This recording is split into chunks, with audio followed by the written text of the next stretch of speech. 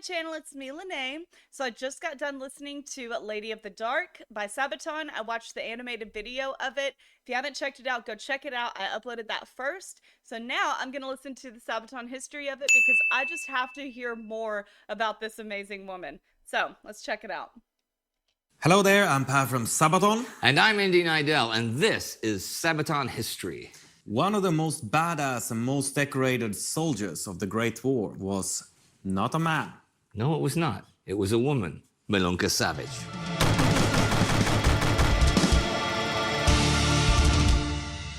And real quick, obviously, if you're a Sabaton fan, you know about Sabaton history, but if you don't, go check it out. Go subscribe to them. It's an amazing channel. I'm a big history buff, even though I butcher a lot of the stuff that I try to learn. But they make learning so much fun. So go check them out if you haven't already.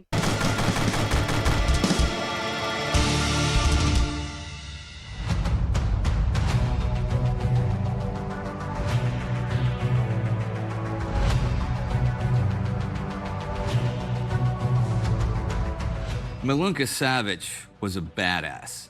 That is the simple truth. She was not only one of the few women who actively fought in the Great War, she did so for its entirety and became one of the most decorated women in military history.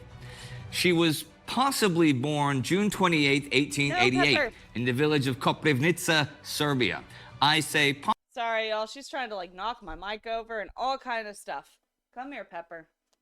Either lay on me or go away, whichever one you want. 28, 1888, in the village of Koprivnica, Serbia. I say possibly because there aren't really any records of her family background or of her childhood. We know she had a brother because she joined the Serbian military in 1912, posing as a man. Her brother. She pulled a Mulan. She went up in there pretending she was a guy. I didn't know because it seems like in the video that I watched, they all knew she was a woman. Because I was going to ask that. I was like, if women weren't allowed, how did she end up in there? Military in 1912, posing as a man. Her brother. There are claims that she did this so he wouldn't have to serve, but that is not by any means certain. She did, however, want to see active duty, and women were only allowed to be medical staff at the time. She soon got plenty of action, fighting in both the Balkan Wars with a unit known as the Iron Regiment, and was promoted to corporal. She was wounded at the Battle of Bregalnica in the Second War by a Bulgarian grenade. It was the field surgeons who discovered that she was, in fact, a woman. Hey, you guys, imagine being those surgeons, right? Hey, Rickard. I was just about to say that. Oh, man. Act a woman. Hey, you guys, imagine being those surgeons, right? Hey, Rickard.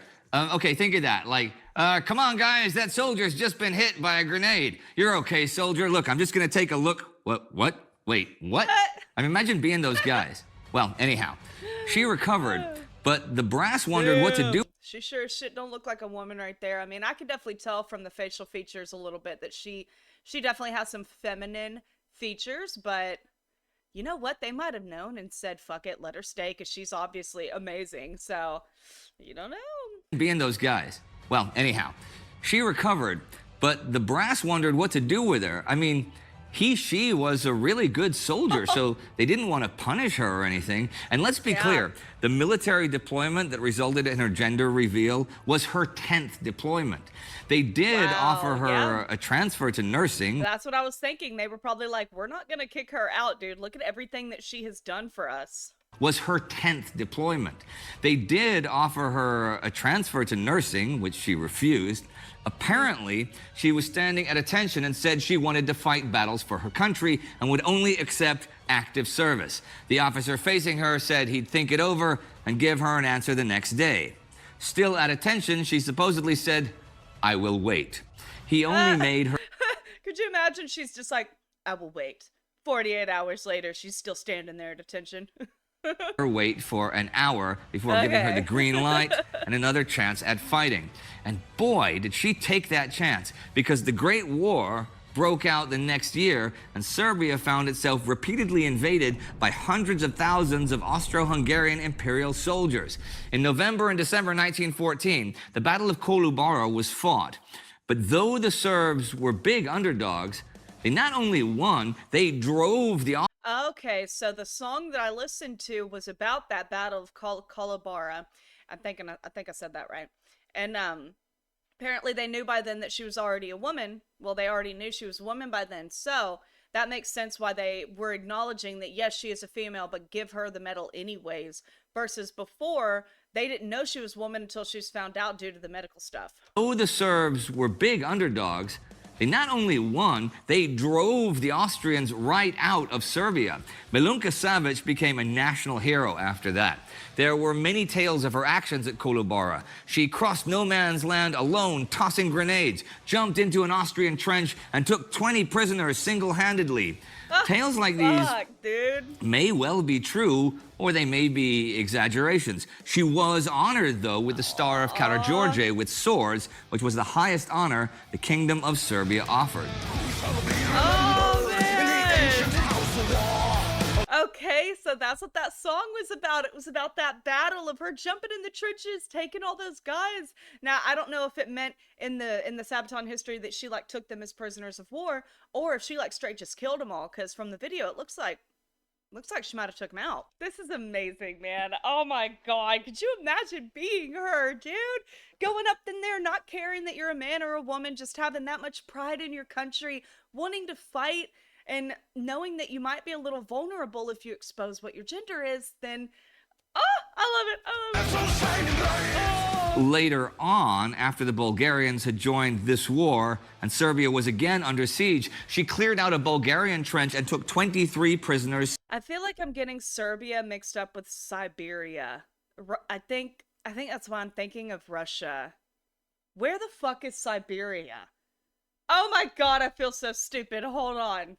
All right, Siberia is Russia, but Serbia is a landlocked country in Southeast Europe. Okay, so it's its own, it borders Hungary to the north, Romania and Bulgaria to the east, North Macedonia and Kosovo to the south, and Croatia, Bosnia, Herzegovina. I have not heard of that one, and Montenegro to the west. Okay, so it's its own country. And okay, now I feel people are gonna jump my ass in the comments on that freaking first video because I said Russia. Oh no. Serbia was again under siege. She cleared out a Bulgarian trench and took 23 prisoners single-handedly, for which she was awarded a second such star. So there was obviously a whole lot of truth to the tales of her valor. That last happened at the Battle of Černa. And after that, the Serbian army retreated across the snowy mountains to the Albanian coast. And they only had like 100,000 troops left. They were evacuated by the British and French, and Milunka's unit then became a Serbian brigade in the French army. She was wounded in Tunisia and then fought on the Salonika or Macedonian front until 1918. God, she fought everywhere, man. She went with them everywhere, and the fact that she survived, oh my gosh. Becoming a non-commissioned officer. She was wounded a total of 9 times and was decorated time and again by a variety of nations, being awarded the Russian Order of Holy George for courage, the British Medal of the Order of St. Michael, winning the French Legion of Honor twice, and also being the only woman in the Great War to win France's Croix de Guerre. How good was she? Well, one of many exploits was when she was challenged by a French officer in Thessaloniki who couldn't believe a woman was so capable. He set up a bottle of 1880 cognac and said if she could shoot it from 40 meters, she could have the other 19 bottles in the case. It took her just one single shot. Damn. That story, though, is also told with it being the French... Could you imagine being her, like the pride of hitting that shot and all the other guys being like, man, fuck you, you know? Officer refusing to believe she could throw grenades with great accuracy. So she took the bottle out on the first grenade. But with the amount of awards and honors she received, she is certainly one of the most decorated women in military history, if not the most decorated. A whole lot of the stuff people claim about her is very likely accurate. Even post-war, she continued to receive honors and awards, like the Serbian silver and gold medals for her service in the Balkan Wars. The French offered to give her a military pension if she would move to France and live there. She declined, though, and lived in Belgrade in what was Yugoslavia the rest of her life, except under occupation during World War II, in a neighborhood that is now named after her. Aw. As for civilian life, well, she didn't have any school certificate and she may have been illiterate. So she worked in a post office and was a janitor in a bank. She This badass decorated war hero, a janitor in a bank. I mean, maybe that was her humble way of just wanting to live a quiet life, not wanting the recognition, really. But wow. got married. She had a daughter. She got Aw. divorced. She eventually adopted 3 more daughters, but life really was on a downward trajectory. During World War II, she was put in a concentration camp for nearly a year after refusing to attend a banquet thrown by Milan Nedic, the collaborationist prime minister of Germany's puppet Serbian government. And even after that war, Oh, look at her with her flowers right there. Pride in her country and pride in her flowers. lived pretty much in poverty and obscurity. Well, until the half-century remembrances of the Great War in the 1960s, that is. She turned up at those wearing her medals. And she had more medals than anybody. And the other soldiers sure remembered who she was and talked all about her legends and her exploits, so she became famous once again in her late 70s. She died at, possibly, the age of 85, October 5th, 1973, in Belgrade. Hers is a unique story any way you look at it, but she really was forgotten for a large chunk of the 20th century. That is no longer the case, and there have been movies and plays about her, and she is remembered as a Serbian war hero. Well, there's also a good song about her now, a Sabaton song. Per, I was thinking, what was I going to ask you about this song? And it was going to be about women in wartime, which is the obvious thing. But you have written stuff about other stuff about women fighting in wars, right?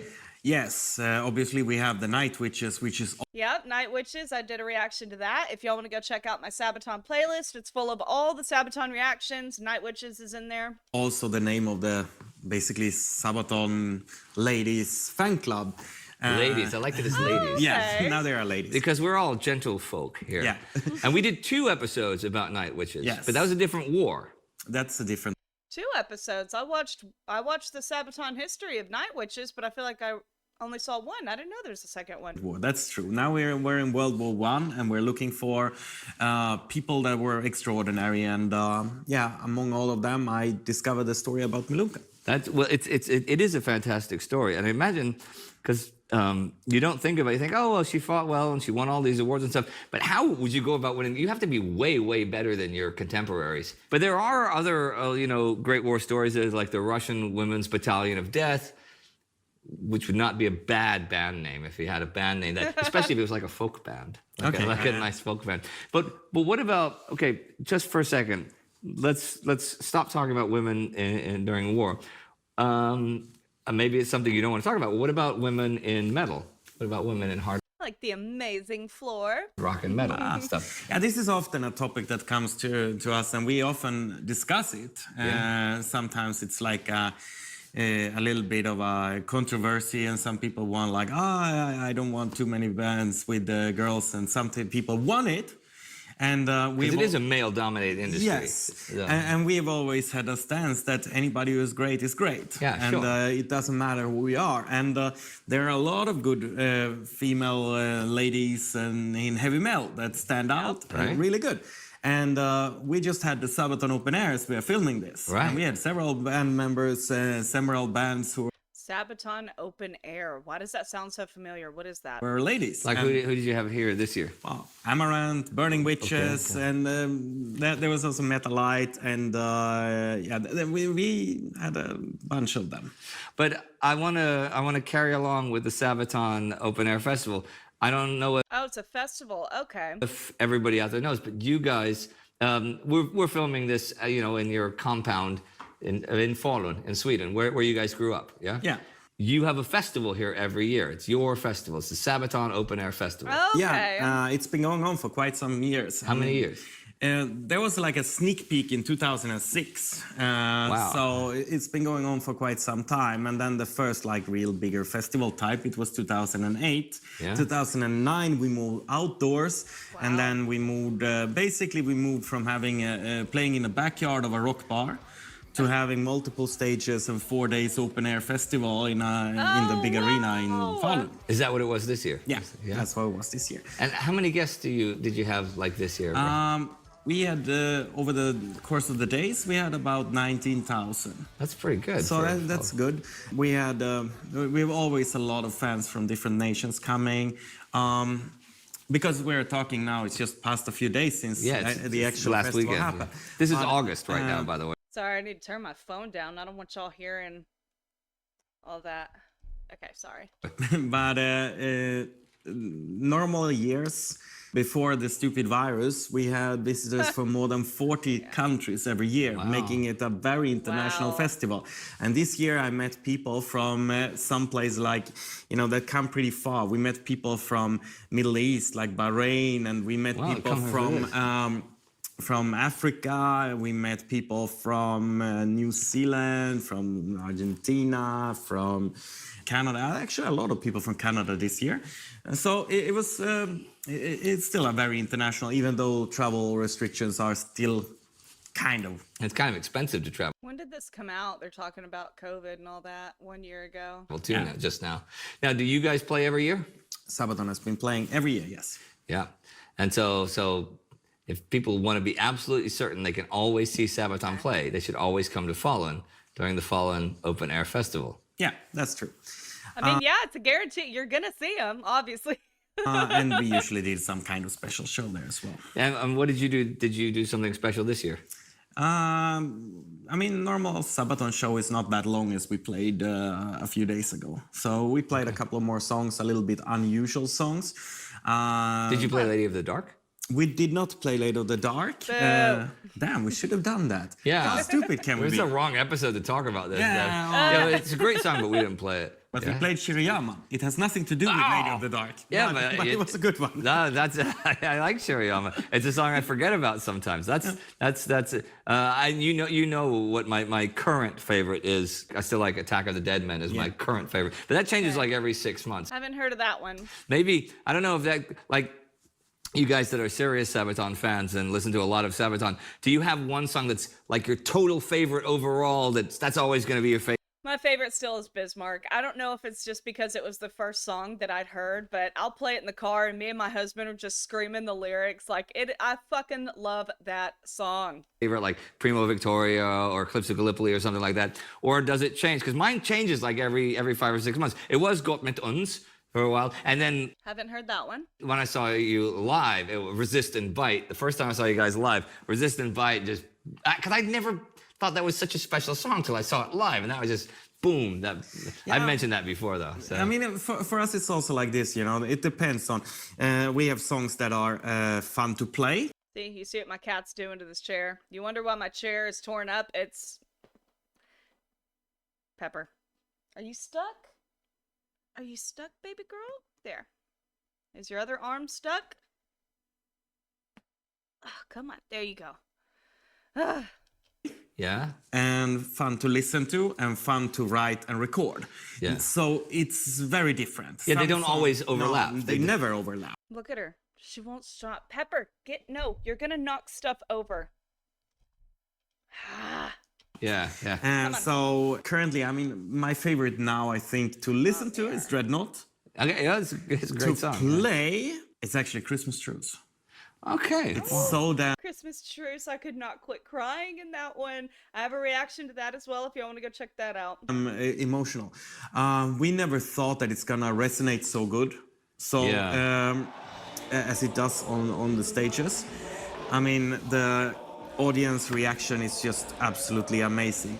Oh, And wow. the Christmas Truce video, like you see Hannes with the grenades, with a grenade, right? Which that scene was in. There's a new export heavy metal documentary on Swedish television, which most of the world, I don't think it's been translated, can't see, but it's very good. And it's on the Swedish national television. And that section of you, it's got the scene of Hannes there. And when I think of that, I was suddenly thinking, wait, But Hannes has to deal with women in metal every day, right? Yes, Yeah. yes. So- Obviously, Yeah. his wife is Being married to Floor.